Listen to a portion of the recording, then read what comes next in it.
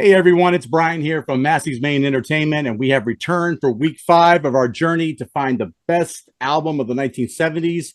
And the matchup this week is of the Elite Eight. In honor of March Madness, we put together this NCAA style bracket, 64 of the best albums of the 1970s, and it's our job to try and find out who truly is the best album.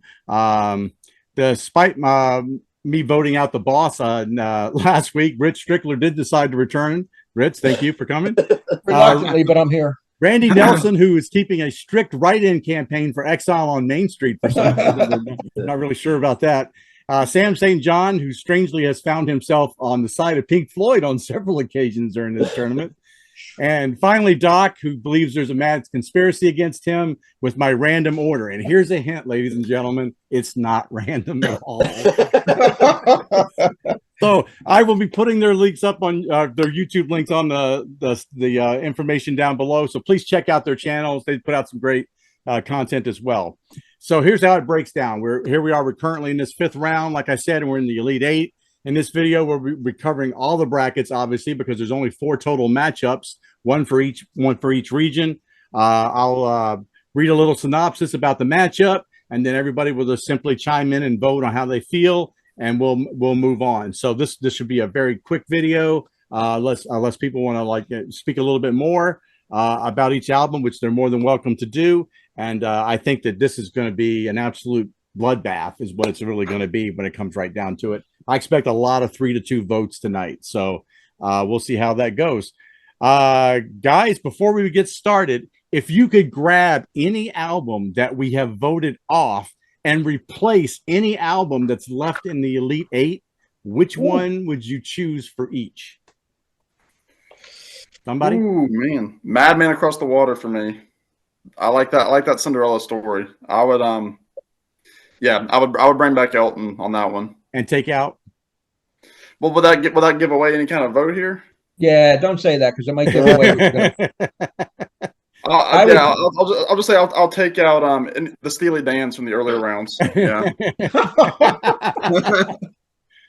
All right. Yeah. What about you guys? Which one would you want to put back in? The rest of you? I'm going Born to Run. That was my favorite album that got eliminated. And I'm not going to say what I would kick out because it will definitely influence. Okay, Doc. I'd probably be down to 2 just because one's recently. I'd have Ziggy probably still hanging around, or I'd probably have Hotel California maybe hanging around. Wow. Good one. Randy, you have any? Exile. Exile's been talked about, but I would probably have Born to Run, but it would be in another bracket, so it wouldn't face the one that had to. All right.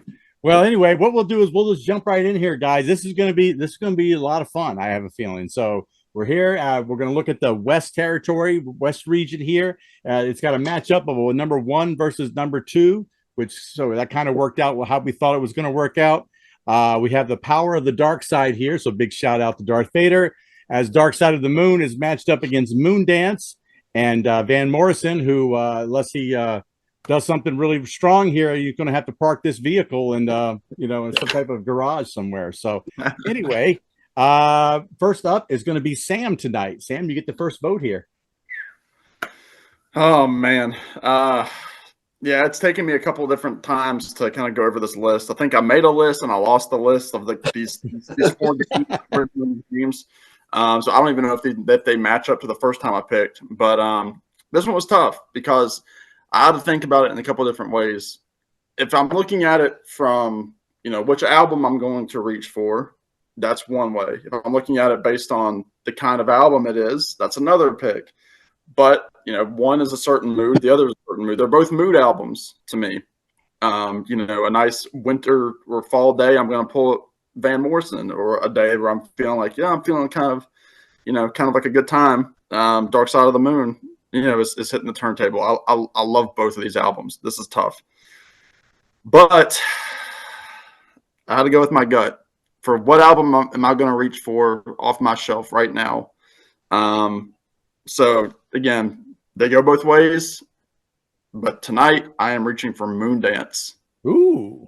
Nice. So that's my first vote against Dark Side. I think it's been a sweep every time. But even if it's still 4-1, I've kind of broken that cycle. So I'm pulling Moondance tonight. Oh, all right. Okay. Next is actually me up here. I'm gonna even this thing out a little bit. Then I think that you're right. Both of these albums are mood albums. But I would be the exact opposite. As much as I do love Moondance, and I listen to it at least once a year. I would reach for Dark Side more in my case. So I mean but it's so close. I mean, it's one of those 55-45 type of things. It's on a couple more years from now, I could have a totally different opinion. So I'm going to even up the score here, and I'm going with Dark Side. So Doc, what do you think? Well, my album will have mood in the title. One way. Yeah, that's a hint. Good one. For the Eclipse. For the Eclipse. Yeah. And if that's going to give it away, Sam, and nothing's Oh, going to yeah. give it away, that just might give it away. Man. So yeah, listen, yeah, they're both fantastic albums and everything else, but like I've said this throughout the whole thing here, it's going to be tough for me to not get Dark Side, and Moondance just doesn't do it in my eyes. That's I got to look at the way I look at things. So I've got Dark Side here. Okay, Randy.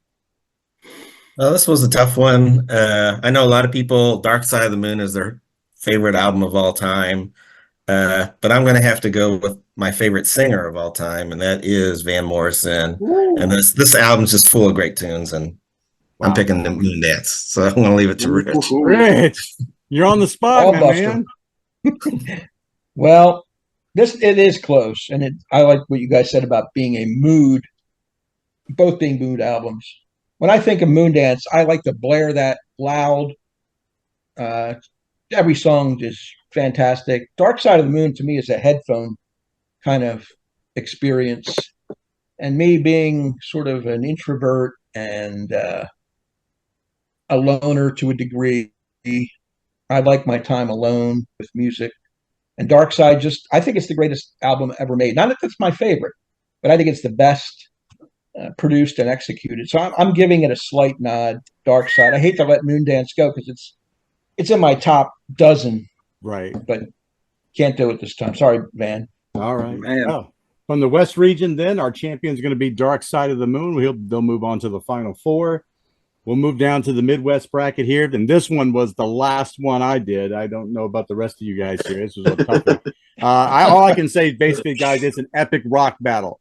Led Zeppelin 4 versus Who's Next. Enough said. Start your engines and just lay it out there and tell me how you're going to vote. So, Rich, you get to start this one off. Well, this is an impossible task to choose one over the other. Come out the same year, 1971. Arguably the two best rock albums of the 70s, taking prog and singer-songwriter out of the equation, just pure rock.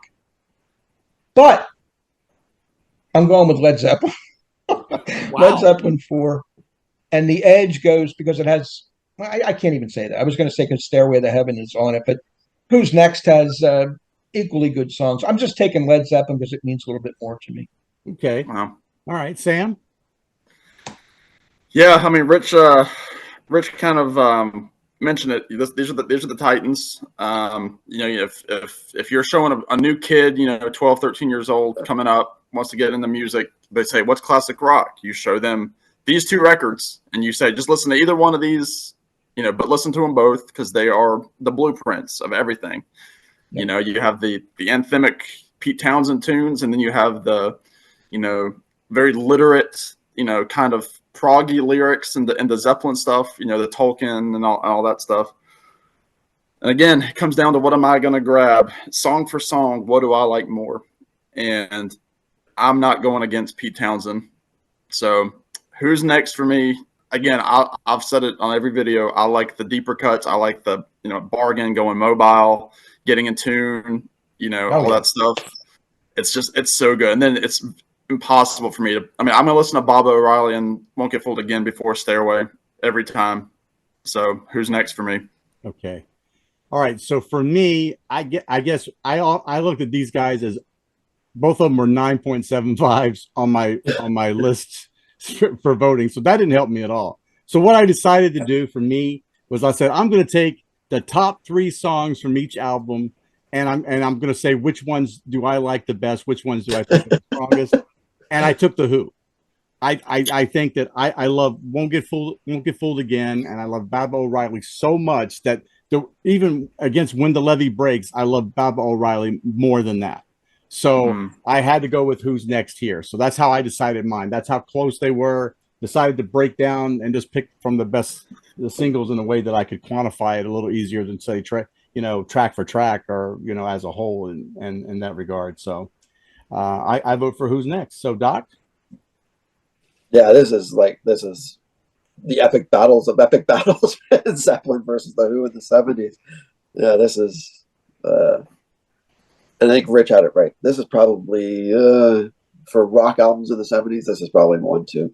If it's anyone can flip a coin anywhere you want, but they're in your mix. I'll tell you that right now, even if you're not a big rock person. I'm just a bigger Who fan, guys. It's one of my favorite bands, and like right there at the top with me. So I got Floyd, I got the Who, I got some other stuff, but I got to go with Who's Next, man. I'm putting that on before I put a lot of other things on in my life, so including Zeppelin 4. Okay, Randy. Well, I'm going to concur. Most people know the Who are my favorite group. Yeah. But I think but both these albums are just fantastic, and I think I'm going to give this the slight edge for Pete Townshend's songwriting. That's what pushed it over for me. Okay, so it's 4-1 then. We're coming out of the Midwest. The number one seed from that particular region, Who's Next by the Who. We'll move on to the final four. We get to shuffle over to the East now, and we got a 1 versus 3 matchup here. Obviously, Rumours as it seeks to continue its dominance, but to do so, it will have to take down Stevie Wonder and Songs in the Key of Life, perhaps his crown jewel of all his albums. So, Randy, you get the first word on this one. Well, this was a tough one. 2 albums full of just great songs that got played a lot on the radio. Of course, you have some more deeper cuts with Songs in the Key of Life because it's a double album. But there are a couple albums I might have picked against Rumours in this bracket. Well, one of them I did. But I'm going to have to give it to Rumours at this time against the Stevie Wonder album. Rich?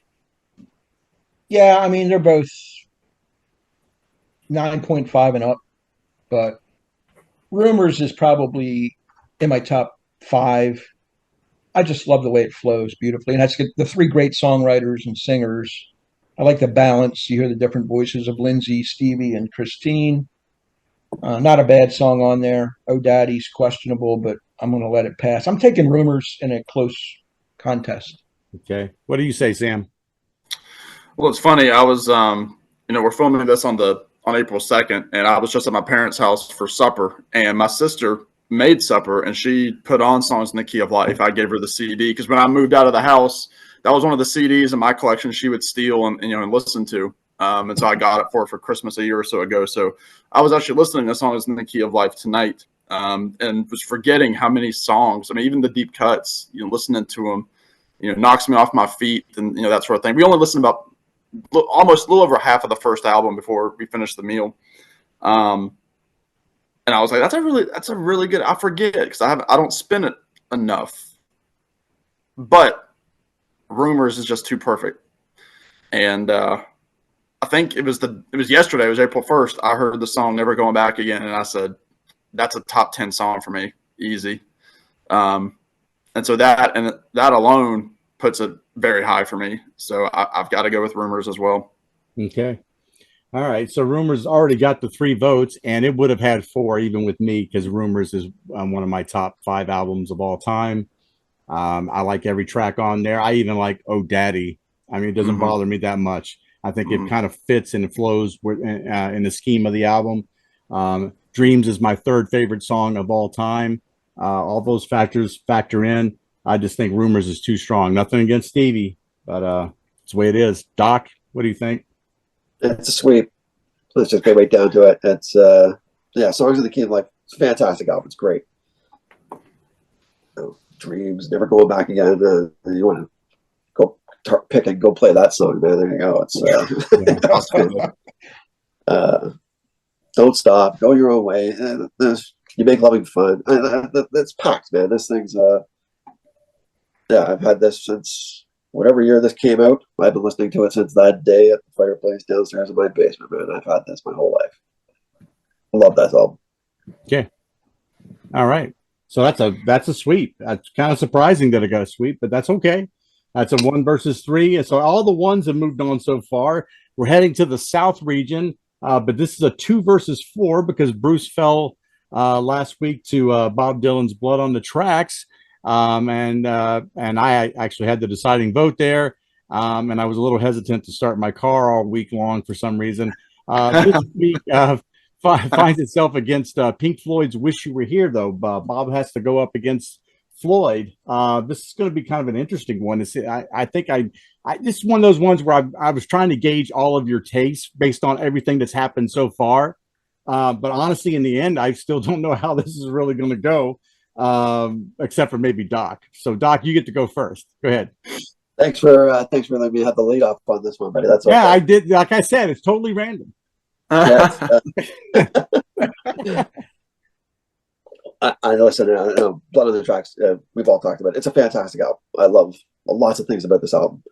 I didn't have it beating Born to Run, and what can I tell you, man? I think Wish You Were Here is right there with me on one of my favorite albums of all time as well. So I'm a Floyd guy, man. And if I use Sam's analogy, what am I reaching for? I'm always reaching for Floyd. Before I'm reaching for this one, this is me. So I've got Wish You Were Here. That's what I'm going to start. I'll take my 1 vote and run away. Okay. Randy, what about you?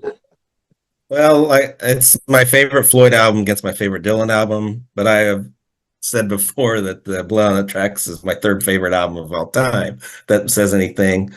I just like the finely crafted look at love's foibles with some of the barbed cynicism that he has in these songs, and I think it's some of his best songwriting. So I'm picking Blood on the Tracks. All right. Wow. Rich.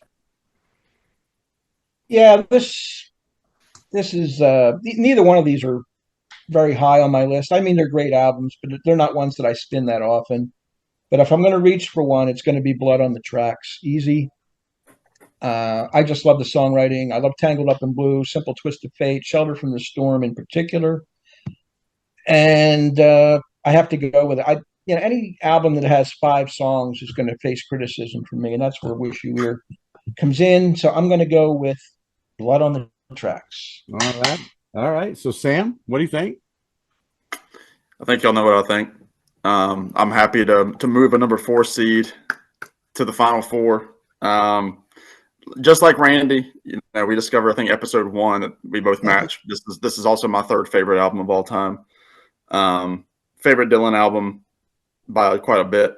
And I mean, it's just one of those albums that it's a grower once you experience more and more of life's hardships and that sort of thing. Because I mean, I first heard this album, I don't know, I was probably 19, 18 maybe, probably 19, and hadn't had a lot of life behind me, but 10 years later had a lot of life behind me, and this album's just grown and grown. The production is great. I love hearing the acoustic, like Buckets of Rain.